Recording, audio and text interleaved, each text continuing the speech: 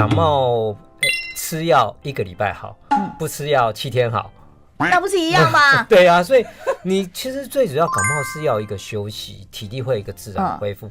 但是你如果没有照顾好，中间它如果病程加重的话，那就一定非要靠医师来帮忙。鼻子容易过敏容易清晨起来容易流鼻水，或者容易鼻塞的一些小朋友，这个脊椎这样凸起来的位置，就看到2个骨节中间有一个凹洞的地方。对，这第一颈椎这边我们叫大手看得见，叫大椎穴。大椎穴。大椎穴的话，这边怕风。你看我们一些小 baby 小朋友流汗发热发烫，都这一块开始先流汗，开始先热，这地方吹风很容易着凉，很容易过敏，所以这边把它绑好。你如果说一直鼻水一直流是停不下来的时候，把这周围搓着。另外还有一个做法很简单，那是吹风机直接吹。直接拿吹风机吹啊？吹热这样就好了。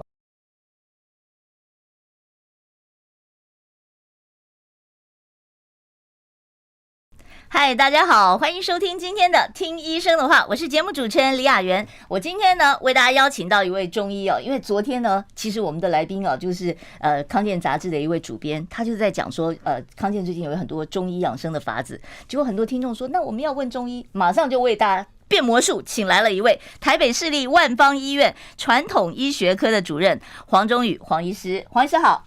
主持人好，各位朋友大家好。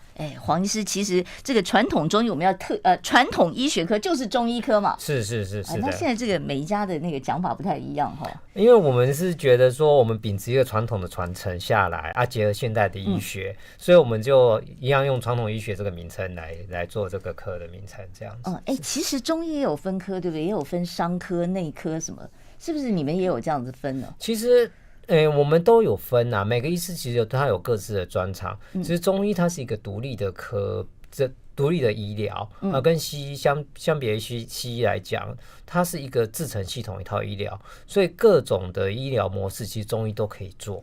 所以你们是就是怎么讲？我觉得很多听众他们的想法就是，我不管什么疑难杂症，我今天头脚身体都有问题，我就全部都丢给中医师，都能帮我解决。这个观念是不是其实也有一些误差？是不是你们也有一些细的次分科呢？没错，其实以前我们在开玩笑讲中医有弄中医对啊，弄中下面黑弄谁哩？对，其实为什么会这样子？因为就是说。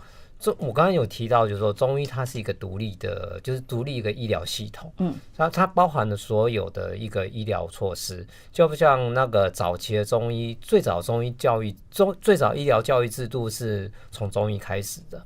而且以前中医师是考科举的。在唐朝开始，他有科举制度，但那时候中医是读书人进去念的。你们现在中医也很难考对不对？也是要考好几科嘛，对不对？因为现在医师现在全部医学院毕业的时候，包括西医也要念，中医也要念。其实现在中医师比以前辛苦很多了。对啊，真的，中医师真的是也是非常专业的一个工作那我今天要跟这个大家讨论的话题就是中医师治咳嗽，还有治过敏，到底有哪些方法人家都说医先惊低烧了那这句话其实我要主任问一下，就是感冒如果我不看医生，我自己只靠喝水睡觉，我是不是也会好？我们以前学校老师教我们一件事情，就是说感冒吃药1个礼拜好，不吃药7天好。那不是一样吗？对啊，所以你其实最主要感冒是要一个休息，体力会一个自然恢复。但是你如果没有照顾好，中间它如果病程加重的话，那就一定非要靠医师来帮忙了。就是怕说它转成什么重症肺炎下呼吸道感染这样。对，怕一些合并症产生。像中医，很多人治感冒就会去找西医，就觉得中医很慢说要治很久都不会好。那中医治感冒，你们通常这个也是会拖很久吗？要慢慢调养吗？其实中医有一点因为中医的中药它是一个天然物的药材，相对西医来讲，它相对比较没有副作用的产生。可是因为天然物它不是像是一个纯化的东西，所以它的一个药物的那个制备，我们讲说要辨证论治，就是一定要对症施治。你的症状要能够对准这个药，而且还要看体质，对不对？对，你只要对准这个药，其实药效很快，它不一定会输西药的药效。而且中医有它有特别提到一个坏病变病，就是说你的症状一改变以后，你这个药材是要跟着换的，哦，才有办法真正对症。哦，所以换句话说，我如果要去中医治感冒的话，我可能不是去一次就解决了。然后呢，当我的变化出现了，我的这个痰的颜色变啦什么的，然后我要再开始对对，就像我们有什么冷咳、热咳之类的，一开始可能你刚感冒，可能喉咙痛啊、烧啊、热，那属于比较热咳型的，那是用清热的药。可是慢慢清热消炎药过以后，身体体力免疫力也会下降。这个时候我们除了清热以外，我们要一点点滋养的药下去。止痒？不是，这滋养。哦，滋养，我吓死了，有点止痒，喵喵。不是，小小的补药下去。这个时候，我想这个就是中医比西医有那个长处的地方。你一点点小小的补药的时候，可是它又不能真的让它变燥，就是有点温补，等于是我们把自己的体力免疫往上拉的时候，它的一个本身的免疫修复会帮助这个疾病疗效会更好。那我可不可以这样理解，就是说西医的话，我就是把你的症状全部都用药压住就好了，然后呢，等你自然痊愈。那中医的话是我在治疗的过程中，我顺便把你的体质调整一下。我们最简单讲法，一般人的观念也是这样，就是说好像西医在治标，中医治本，其实有点类似刚刚主持人这样讲法。中医它是可以那个一边消炎一边就是调养，它是可以一起同时进行的。好，那我们现在就进入我们今天这个主题哦，治咳嗽。其实感冒症状，我们一开始像我自己的经验，我都觉得一开始是喉咙痛，然后就是头痛啊、流鼻水啊，然后才开始上痰，然后咳嗽。可是最麻烦就是咳嗽都不好。那这个咳嗽正常情况之下，感冒的那种咳嗽应该多久要好？感冒的咳嗽，其实我们最简单，刚刚一开始讲说，我们应该1个礼拜左右感冒应该差不多要痊愈。是连咳嗽吗？对，咳嗽的话就要看它是后来是哪一种咳嗽。单纯中医在讲说五脏六腑令人咳，所有的一个症状，就所有一个器官的，如果说受到影响的话，它都会咳嗽。像我们最简单，我们不是只有肺吗？我一直以为说只有肺受损了才会咳嗽。就像我们说，我们感冒的时候吃一些感冒药，感冒药一般都比较冷的，不管中药西药，它都是属于比较冷性凉性药。冷性凉性药它容易伤到肠胃，伤到肠胃的时候，肠胃不舒服的时候，它容易肠胃不舒服也会生痰，那个痰就会变得湿湿黏黏的、水水的这样子，淡淡的，就是不要不是那种很浓很黄的。对对对啊，所以有些人咳嗽后来为什么那个口水变多，然后痰然后变得这稀稀的，然后可是就是很多红一直痒痒，有时候就尿尿这样子。对，怕是有时肠胃伤到以后，它的一个反而肠胃生痰。我们讲最简单跟那个感冒，不完全是肺的问题的这个咳嗽的话，这是一种点。哦，所以有可能是因为肠胃的关系，对对，伤了肠胃了。对，那所以那吃感冒药的期间，不管你吃的中药、西药或成药，那是不是我们在吃感冒药，因为它是凉的嘛，我们是不是都要喝一点姜汤啊什么的，来稍微中和一下呢？对，其实我们门诊上有很多患者都来讲说，他感冒他都喝姜汤，因为大家说喝姜汤治感冒，红糖黑姜汤压感冒闷汗，对不对？对啊，问题点是说，那个姜它是属于热性燥性的东西，那你感冒刚开始发炎的时候是属于热性燥性发炎的时候，你又吃一个热性燥性的东西，你会不会造成你更发炎？那我要提问了，报告，我举手提问，请问一下老师，那如果这样讲的话，那我有的人说淋了雨了，受了凉了，怕感冒，所以就喝浓姜汤配红糖，这个到底行不行？这个比较正确。这个是对的，这个对，就你还没有症状的时候，对，因为它这个时候它受寒嘛，姜它是可以发汗发热的，等于是它把这个受的寒气往外发，这个方法倒是对的。像以前我们当兵的时候，现在年轻人大概比较没有当兵这种经验。像我们当兵的时候，那个下大雨，长官说跑步照样出去跑啊，就淋着雨跑嘛。对，淋着雨跑啊，回来。不过那以前长官蛮照顾我们，淋着雨回来的时候，伙房就一大桶姜汤，跟大家赶快喝一喝，然后去冲澡，就是把汗把它流掉，然后大概都没事。可是，一旦我就已经开始喉咙痛了，我就不能够再靠姜汤来压了。那就不是姜汤的，姜汤这时候下去反而会造成发炎更严重。因为以前还有人跟我讲说，用那个葱白。去泡水，说这样子可以压感冒，这个对不对？这个也是正确的。葱它是一个发汗解表，我们加一点蜂蜜这样子。它就是有一点滋润的作用。那葱的话，我透了一个小秘方，就是说你葱可以滚水滚了以后，葱稍微轻轻拍一下，要葱白。因为葱白它的那个发汗挥发效果会比较好，葱白段我稍微拍一下，就是让它精油容易出来。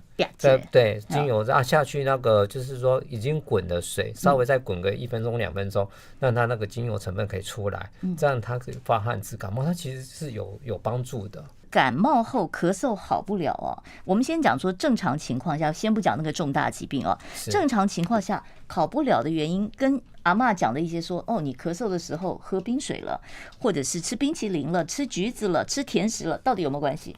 其实像刚刚我大概有几个分类嘛喝冰水，冰冷的时候肌肉一收缩，那造成那个黏膜一个刺激紧张，一刺激紧张它就一定咳啊。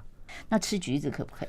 吃橘子其实一般是属于比较凉性的食物，橘子它也容易过敏，所以它容易生痰，容易咳嗽。可橘子有一点，我之前有提过，很早之前我提过，橘子如果说有时候这种像刚刚那个所谓的那个内干内燥的那咳嗽，那橘子它可以滋润滋阴养阴。那橘子它容易生痰嘛，那我们就把它烤热。所以我橘子烤热是我把皮扒掉再去烤，没有连皮，因为本身橘子皮它晒干就是所谓陈皮，陈皮它治咳化痰的它烤热以后，橘子的精油融到那个橘肉里面，而且橘子热热吃，它的那个凉性就比较退掉。顺便那个喉咙那个干燥的感觉，它会比较好。所以哪一种橘子都可以，什么碰柑啊、嗨雷啊，都可以。最主要就是用它的一个水果的那个滋润的效果配合，因为橘子它的橘皮这一挥发油，它有止咳的效果。黄医师，我问一下，以前我听人家跟我讲说，那个橘子上面不是有白白的丝吗？说那个丝特别好治感冒，真的假的？那个要拿起来，那个晒干煮，那另外做法，它是可以化痰呐。那是化痰的，对，真的可以化痰的。是它有在本草书上面有提到，这个是化痰用的。好，所以橘子烤热了可以吃，我需要加点盐吧？不需要啦，不好吃啦。那民间有一堆止咳的偏方我们就赶快，今天难得黄医师在，我们就请黄医师来帮我们一个一个验证一下所以冰糖炖水梨刚才讲过了，是可以的那怎么样的咳嗽适用，怎么样的咳嗽是不适合用这个冰糖炖水梨？其实你如果说像刚刚有提到说你那个咳嗽就是比较那个痰液比较清晰、比较轻的那个，可能就是肠胃比较凉、比较寒。因为它的水到底还是比较寒的东西，这个时候可能比较不适合。然后冰糖又比较甜，它对肠胃可能会比较有些刺激受伤。所以清痰的话不要用糖炖水梨，那浓痰那种比较热的，对，那个用糖炖水梨可以的。不过我有一个建议，就是说现在的梨子比以前好吃很多，甜很多，有时候不一定需要用到冰糖，因为冰糖刚才讲说太甜的话也容易生痰。那个什么川贝母粉那个要不要？那个可以用。那倒是可以用，它本身对化痰的效果还不错，蛮好的。我在网络上还看说，你睡前的时候怕咳嗽，你就含一瓢那个蜂蜜含在嘴巴里。可是我就在想，这个蜂蜜含在嘴巴里不会蛀牙吗？这个是一个很大的考量点那如果说你因为睡觉的时候会咳，有时候是那个喉咙一些慢性发炎那种干性的咳嗽的话，那蜂蜜当然有滋润效果，可是刚刚就讲到，如果说属于比较痰比较多的，它本身它蜂蜜甜的东西，它还是容易生痰所以也许这个效果就不是很好。那另外以前我也是有碰过朋友跟我建议说，你就买一颗柠檬或者是莱姆黄色的那种，然后你把它剖一刀，像鱼骨这样切几刀，然后用热水去冲，加一点蜂蜜。说这个止咳嗽，这个有用吗？这个倒是比较我个人比较没有听说啦。不过这个就是另外蜂蜜就是润肺而已嘛，润肺嘛然后柠檬它是有点收敛收涩的作用啦。然后柠檬因为酸性的东西，它比较一些滋养神经的。我还以为是有维他命 C 呢，可是维他命 C 碰热水不就烫死了吗？也是然后另外还有一点，肠胃不好的话不太好用柠檬。它那个柠檬直接刺激胃酸，有时候反而更渴。反而更渴。所以我们就说每一种偏方可能要知道它的为什么这样。好，这个打咩不可以。好，然后再下来，藕粉加生姜加红枣加枸杞。其实藕粉的话，它本身对肠胃照顾蛮好的。是不是狗狗的东西都护肠胃啊？像那个什么秋葵呀、山药啊这种。基本上大概是这个样子啦。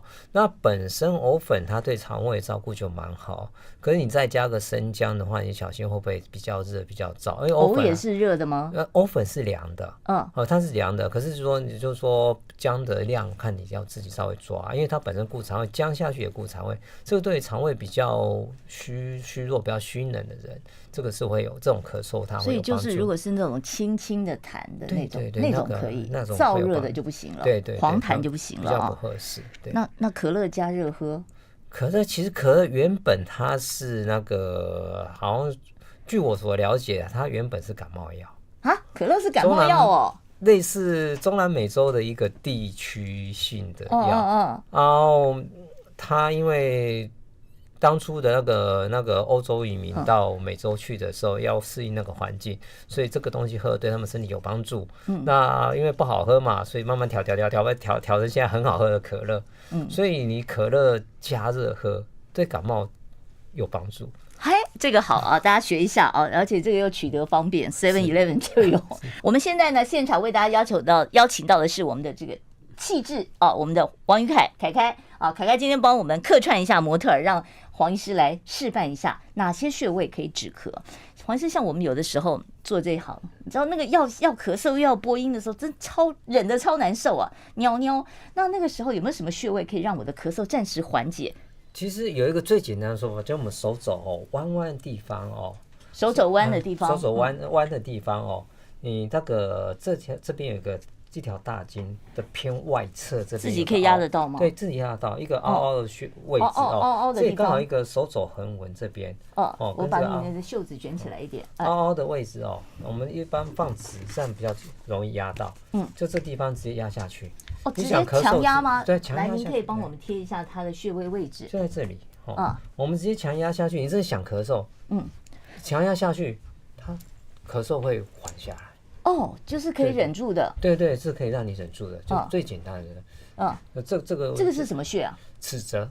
那个就是1尺2尺公尺的尺，对泽是那个折痕的折，不是那个湖泊那个水泽那个泽尺泽穴这个好，大家可以尺泽穴，大家可以试试看这个让它止咳效果是可以算不错，但左边右边都可以嘛。对，它肺经的穴道。肺经的穴道。好，那如果鼻涕流不停，有没有？鼻涕流不停是最简单的做法，就是我们拉眉头眉头啊？眉头这边直接压，直接压眉头这边。哎呀，三太柱来了，直接压眉头这个位置这鼻水会容易就比较好。没关系，就是鼻心的这个眉心中间这边直接压。对，要压这么高的位置吗？对，稍微这样揉一揉，这样鼻水会比较容易停下来。那像鼻子不通怎么办呢？鼻子不通其实也是在这个位置，它把它按摩一下，让它这边的那个循环会好一点。所以过敏儿也可以捏这里吗？也可以捏这里。另外还有一个鼻子容易过敏容易清晨起来容易流鼻水或者容易鼻塞的一些小朋友，我们可以转过来。好，我们转过来一下。它的椅子是可以到，好来。我们这个脖子第7颈椎下，我们头稍微低一下，头低下去。这边你会看到刚好这个脊椎这样凸起来的位置。就看到2个骨节中间有一个凹洞的地方。对，这第7颈椎这边我们叫手看得见，叫大椎穴。大椎穴。大椎穴的话，这边怕风。你看我们一些小 baby 小朋友流汗发热发烫，都这一块开始先流汗，开始先热，这地方吹风很容易着凉，很容易过敏，所以这边把它绑好。你如果说鼻水一直流是停不下来的时候，我们把这周围搓热。所以家长可以帮小孩子搓一搓，对，就是2边把它搓热，这样子他鼻水会比较容易停起来然后早上起来如果一直在流鼻水不停的话，就搓热也会有帮助，鼻水会比较快停下来。另外还有一个做法很简单，拿吹风机直接吹。直接拿吹风机吹啊，吹热这样就好了。以前有人跟我讲说，你吹风机吹膝盖，他说这样很好。吹膝盖到底是为什么？吹膝盖，因为我们下身会比较，因为循环到下身的话会比较差的时候，它如果吹的暖的话，循环会改善，人也比较不会冷。凯凯有没有过敏？有。好，那回去拿吹风机吹。好，那这样我们今天的穴位示范就到这儿了。最简单就是这样，最简单就3个穴位。好，我们复习一下，就是手上这个是止咳的，对。然后这个另外背后那个大椎穴是止鼻水的，鼻水的啊，咳嗽它也可以用。因为就过敏的，我们说一般过敏的咳嗽，这边大椎统管一些感冒风寒。大椎统管感冒风寒，对，就这一个区域。所以我们只要在不烫伤的情况，用点温风吹一吹也是可以的。对，就让它暖而且说感冒有时候也会冷啊，会怕冷。那你什么姜汤喝效果也不好，衣服穿也不好，直接吹这里。有没有什么退烧的穴？有的时候小孩子退烧的穴，其实退烧最简单就是手指大拇指放血。大拇指放血就是我们这个少商穴。我们这个尖端这里直接那个刺出血。好，这个有点侵入，我们就不教了。好，谢谢凯凯。好，我们现在在药局啊、中药房啊，都可以买到那个川贝枇杷膏。它已经算是一种中成药了。那是任何人都适合吃这个吗？川贝枇杷膏？川贝枇杷膏主要它比较甜嘛，刚刚讲说肠胃比较弱的人，他可能吃多会容易生痰。可能会比较不合适。另外还有一点就是说，川贝枇杷膏它其实可以冲热喝。要冲水的。它如果有人是直接拿个汤匙舀一瓢到嘴里，它会比较滋润喉咙。对，像我的话，我就会打喷嚏，不知道为什么。因为它本身它有一些精油东西，它会直接往鼻子去，所以大概有一些刺激的作用。那打喷嚏那个是正常，那个没有关系啦。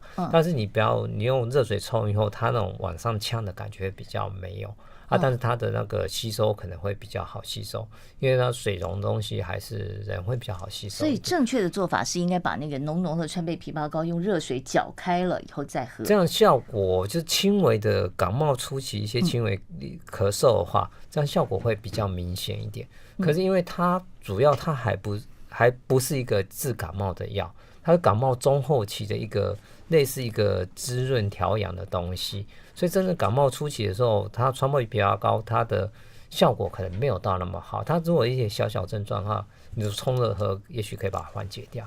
像这种老人咳怎么办？我们家有些长辈，他就是会一直清喉咙，然后呢，咔咔咔咔半天，咔出一口这个像口水一样的东西，泡泡的痰这样子。那这种怎么办？中医有办法调养吗？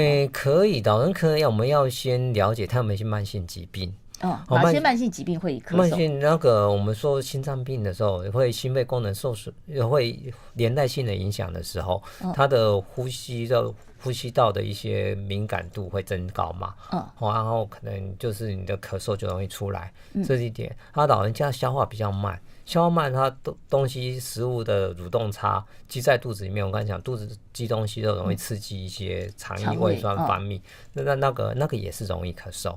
这我们最常见是这2种情形大概是这样这就从这2方面。老人咳要怎么样调理呢？我们在饮食上面可以做什么？饮食上面的话，基本上，老人家有时候因为比较容易口干舌燥嘛，口干舌燥有些喜欢吃比较凉性的东西，这个点呢，我们可能要注意他不要吃到太凉的。这是其中一点的然后就我们要追溯它的原因。他如果因为肠胃干的关系的话，我们从肠胃去处理它。如果因为他其他一些我们说心肺功能一些慢性疾病的话，我们要把心脏功能把它强健起来。好，所以就是咳嗽它只是一个症状，你要找到它反映出来的病因到底是什么。是